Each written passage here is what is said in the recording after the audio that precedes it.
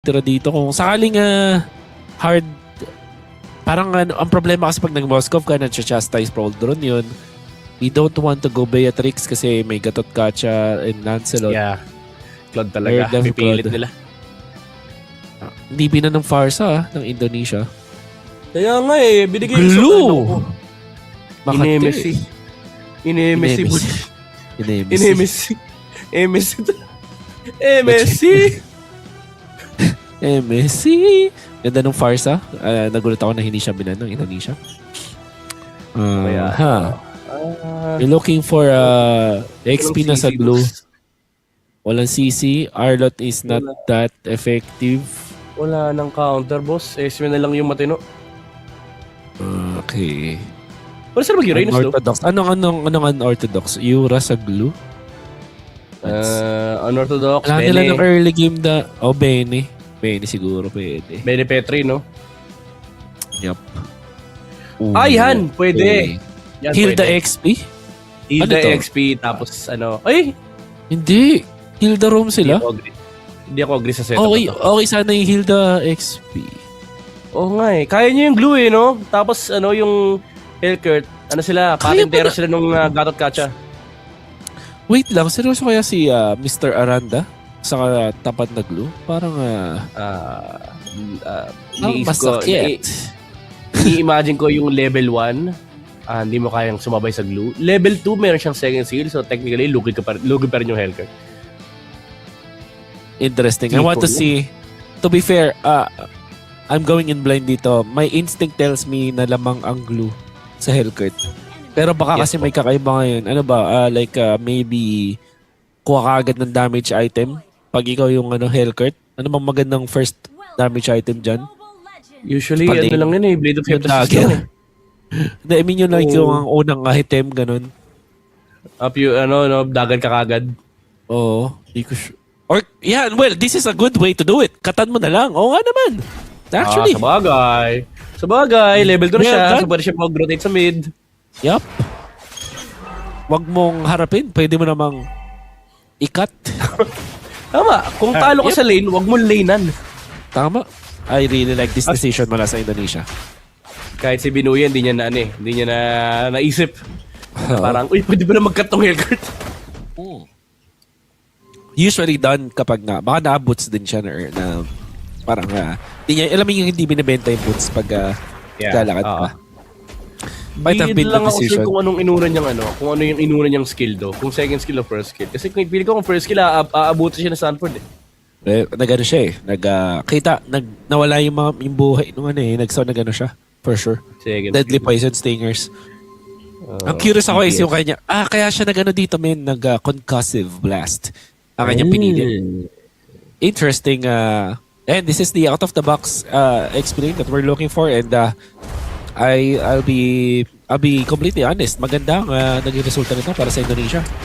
Yeah, kasi nga lang mag-force flicker kay Skill. Oh my God.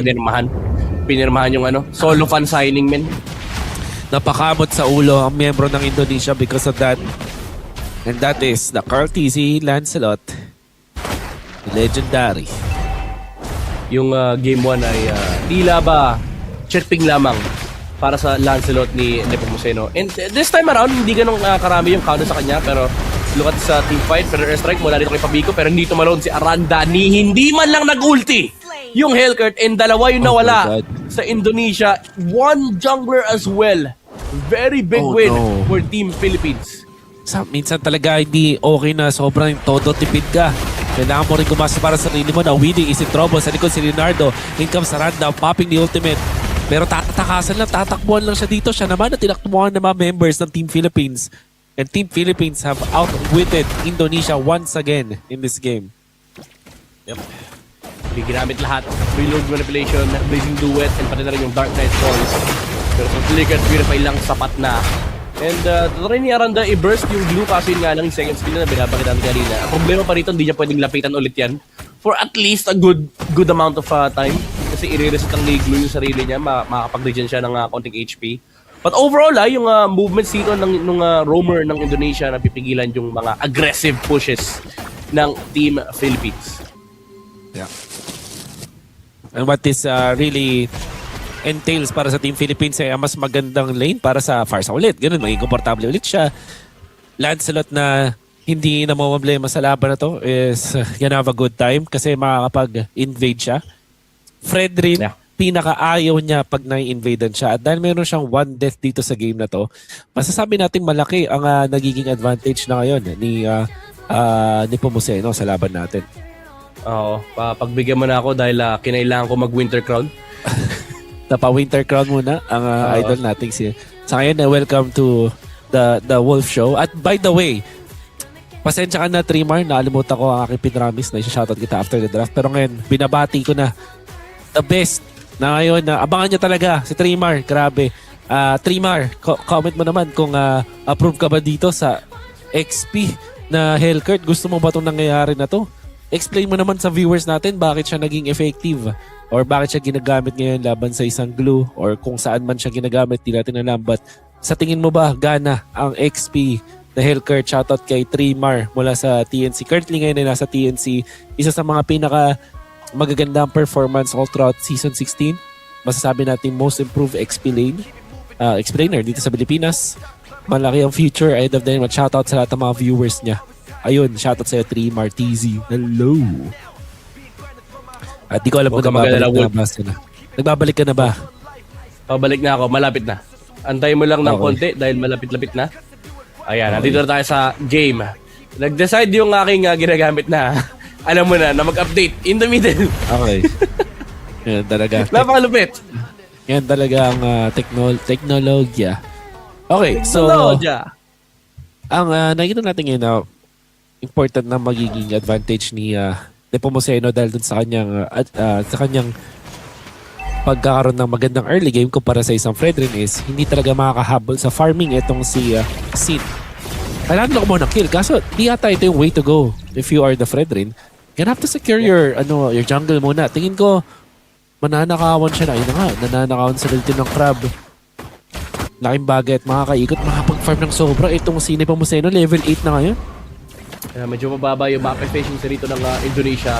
But this turtle is gonna make a difference here. Flicker mula kay Vinuya to make a play onto the Fredrin. Naka-attach yung glue on to Chin. Yung revelation with the Dark Knight Force. Wala makita yung Team Liquid yung Team Philippines. Pero makukuha ng Indonesia yung pagong. Tutumba naman si Aranda, however. And AOG makakancel ng Fredrin. It is a big win for Team Indonesia. Dagdag mo pa dyan yung Blazing Duet mula dito kay Leonardo. Pero may punish naman na nakuha na patay yung Hilda. And buhay pa rin! Si Binuya hindi pa rin sapat yung apat, Wolf. Oh my God. Just like that na buhay din si Vinuya. And siguro maganda dito nakuha ng turtle ng Indonesia. Kaya lang the reason why they got that is because of the Dark Knight Falls na strike pa rin naman. Habang nangyayari yun, after nung magkaroon tayo ng isang clash na naipanalo na naman ng Team Philippines, nagnakaw agad ng mga jungle creeps etong si Nepomuceno bago siya bumalik dun sa sarili niyang side ng jungle. But top lane, Soriano! Great footsies! Deserve ang pag-TP na yan. Okay, approve sa amin yan. Soriano, after na ginawa mo, approve sa amin yan. Baka kailangan magpa-check up ni Aranda. Yung kanyang paa ay okay lang ba? Kamusta ang tuhod ni Aranda dahil na ankle break? Si Soriano, yung deadly poison stinger. E ngayon, protektado na siya ni Del Cruz. Meron siyang revitalize in 2 seconds. So kahit paano, yung gank na gagawin dito ng Indonesia, it is gonna be much harder. Nakasilip naman si Weedy, however, pero yung mid lane, kontrolado ng dalawang teams, Dark Knight Falls. Pero again, protektado ni De La Cruz dito si Soriano. Leonardo, subukan niya nakawin yung crab. Nakuha pa rin ata ni Soriano. 2,000 na lamang ng Team Philippines at hindi pa natin i-count dyan yung mga XP na advantage nila. Level 10 ngayon si Nepomuceno habang si Sid, ang ating Fredrin, is just level 8. Trying his best na mapag-catch up but we know na masyado na malayo yung lead na meron si Nepomuceno. Nakapag-push pa nga dito sa may bottom lane. I can easily say na meron siyang at least 1k na lamang over the Fredrin when it comes to the gold. At this point nga, baka wala nang pake sa turtle si Nepomuceno eh. Kasi sobrang laki na nung kanyang kalamangan. Pwede na siya mag-farm, magdamag at mag-scale laban din sa composition ng Indonesia. Uy, pero may mga problema pa rin naman. Yung Philippines dito may Claude, pero libreng pagong na naman para sa Team Philippines. Nakuha ni Farsa yung purple. Hindi yun siguro. O yun! Oh, Roy, go. Ay, di ba Nagalit sapat? ang Indonesia at hindi sapat nga naman. Aranda will be able to push dun sa may bottom lane but nandun na. Etong si Pabico, bukod sa nakakuha siya ng sarili niyang farm, nakanakaw pa siya ng purple buff. Iba talaga, men. Ibon man may layang lumipad. Hindi siya naabot nung Blazing Duet ni Leonardo. And ngayon, take over ang ginagawa ng Team Philippines dito sa jungle area ng Indonesia. And same problem nung game number 2, honestly. Like, saan magpa-farm yung Claude? Saan magpa-farm si Leonardo? Lalo ngayon, bantay sarado yung mga creeps. Bantay sarado yung mga lanes mula sa Team Philippines. And this time, Pabico is 3-0-1. Vinuya 0-0-1. The Sansan brothers komportable na naman dito sa ating laban na to. Kasi hindi wanna go for De La Cruz pero gatot catch with the AOG and Revitalize. Unlikely na mapapatumba sa moment na yun. Isa pa nilang problema actually itong si Soriano na 0 deaths pa rin. At na-outplay din sila. And yung Claude nila, dalawa pa lang yung items. Kakabili lang ng DHS. Here comes Vinuya, looking to jump onto the Fredren ni Pomoseno, stealing some buffs. Pero they will go onto the Fredren. Ito na yung mga deaths na nata. Sinakakuha ng purple buff. Hindi na atarog yung matter yun. Pabico with the Federal Strike. Leonardo, Blazing Duel sa may bandang likuran. Si Vinuya lang itinatamaan kaso hinihili siya ng Revitalize. 2 ultimates burned on the side of Indonesia. And samantalang sa side ng Philippines, sa Federal Strike at pati na rin Revitalize. Lord is spawning in 15 seconds. Ito Pomoseno. Ako, na naman ha. Pinipirmahan na naman yung jersey. Oh my God. High skill pero si Widdy una ng tutumban. Nakakuha naman ng Torre however si Aranda sa may top lane. So kahit paano may cross-map play for Team Indonesia. A classic Hellcurt gameplay. Noong tayo tawag na off-lane pa yung mga taga-gilid Hellcurt na may either execute o kaya yung bounty hunter. Ginagamit pa from before. Taga-split push lang din. And this is what Aranda is showing us right now. It has been ages bago pa nagagamit yung ganong klaseng playstyle ng Hellcurt. At ganun talaga yung MO niya, mag-split push para magbigay ng advantage sa kampe. Kaya lang, hindi pa ganun ka-enough. Naramdaman ko yung edad ko nung sinabi mo may bounty hunter. If you know, you know. Napakatagal na. Napakatagal na. Umabot ba ng ano yun? Umabot ba ng unang SEA Games yun? Hindi ata. Ay, oo. Hindi ata. 2019. Wala na ata bounty hunter. Wala na ata bounty. OP kasi yun eh. Killing spree na nun eh. Wala na. Wala na. Sure. Yeah. So, sa Hellcurt natin na try gumawa ng play para sa kanyang team. Buti na nakuha ni Sin itong purple buff. And to be fair, Indonesia's defense is pretty good. So they will be able to defend the first Lord push ng Philippines. Yeah, but for how long? Again, same question sa game number 2. Gaano kayang patagalin ng Indonesia itong laro to? Especially with 2 guys that are scaling on their lineup. Yung Hellcurt at pa rin yung Claude. Dalawang split specialist pa for the side of Team Indonesia. Pero when it comes to team fights, lugi talaga sila sa Team Philippines. Here comes the Conceal. Mula kay De La Cruz, Federal Strike. Mula kay Pabico. And tutumba na sa chin. The Fredren is caught in the crossfire here in Team Philippines. Another kill para kay Soriano with the Death Sonata taking down Leonardo na pinurify yung mga bala. At this point, hindi na talaga magkakaroon ng 5v5 na team fight na ikakakuha ng Indonesia na advantage. Most specifically kasi hindi talaga yata sila mabubuo as 5 dahil itong si Aranda, kanyang 3Bs ngayon ay mag-split push. De La Cruz, hindi na tama pero yung Eve ultimate for the counter, not gonna be enough. RWM is not gonna get any kill. Boy pa si Vinuyas. Hindi naman ngayon Team Philippines ang magbubugaw sa Indonesia. And that's a free kill kay Widdy ng Team Philippines. Little to no punish mula sa Team Indonesia. Revitalize lang yung na-burn. And Team Philippines, again, is taking over the map. 7,000 yung kalamangan ngayon ng Team Philippines. And ang problema nila, hindi makaharap ng espasyo para makapag-farm si Leonardo. And Shin, just poking it out against De La Cruz. Hindi pa niya makuha yung kanyang purple buff. Flying Clouds, however, gagamitin ni Widdy. Pero di sila makaharap ng pwesto. Nakaharang na naman si Vinuya, men. Parang kailangan ata dito 6 na membro mula sa Indonesia. Isama na nila yung 6-man, isama na nila yung coach. Kailangan na rin ata maglaro para mapatay yung glue. Can be difficult scenario. We doubted the Hellcurt because of many reasons. At nakikita naman natin kung gaano kahirap yung scenario. But you understand bakit nila gagawin yun. Pero gusto ko yung binring up mo na MSC Glue, the checkmate play mula sa Team Philippines, aka Team Liquid na mga time na yun. Almost the same effect. Sa ngayon, walang sagot ang Indonesia. 0-0 and 4. Blade Armor completely negates yung Hellcurt, pati na rin itong Claude.